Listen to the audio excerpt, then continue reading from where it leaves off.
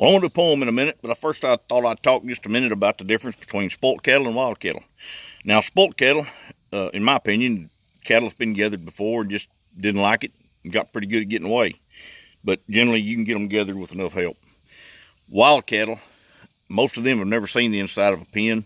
They have maybe one time, and you're probably not going to get them gathered without being on the end of a rope or inside a pack of dogs. And some of them wild cattle, when they do get captured, they can't stand the captivity, can't take it.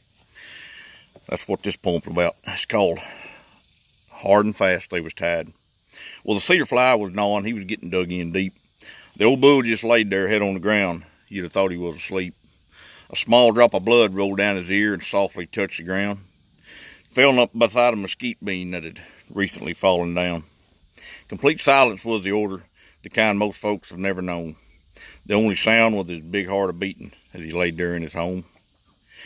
His ears picked up a sound so faint, but a sound he knew so well. It was a soft scratch of thorn meeting leather and a rider bringing hell.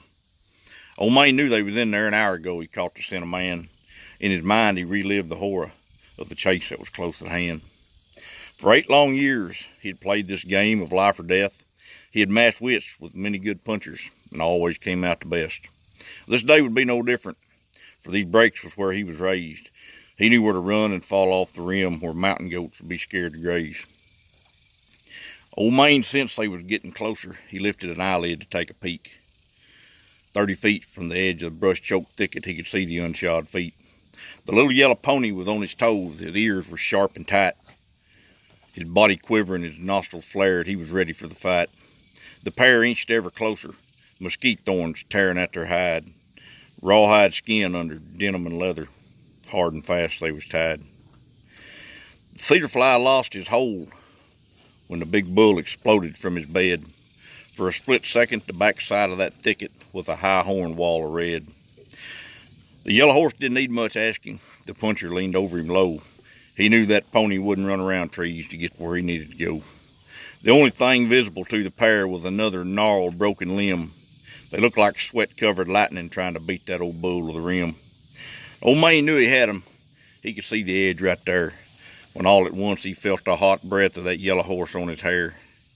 His big split hoof just cleared the edge as the man made his throw. A nice figure 8 below his red chin, cowpuncher still bent low.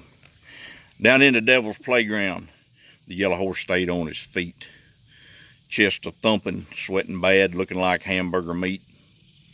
Old Maine turned and faced him, his body shaking bad. He was ready to charge the pits of hell and show Satan what he had. Old Maine took one step toward him and fell over on his side. The canyon where his big heart lived is where his big heart died.